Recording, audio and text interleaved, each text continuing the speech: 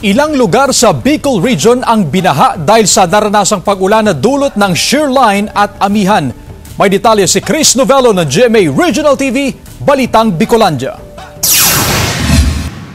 Dahil sa mga pag-ulan na epekto ng shear line at amihan, nalubog sa baha ang mga tanimang ito sa Barangay Mangkayo, bayan ng Vinsons, Camarines Norte.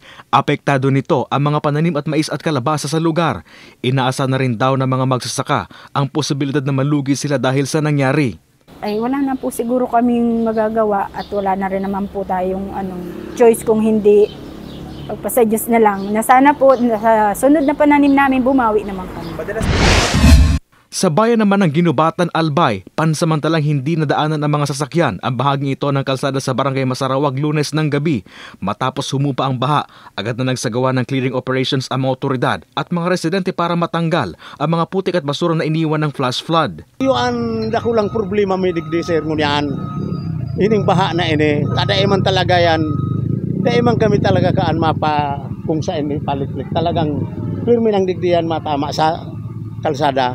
Maliban sa bayan ng Ginubatan, ilang insidente rin ng pagbaha ang naitala sa iba pang lugar sa probinsya ng Albay, pero agad ding humupa matapos ng ilang oras. Nagpaalala naman ang mga otoridad sa mga residenteng nasa high-risk areas na maging alerto at handa sa lahat ng oras.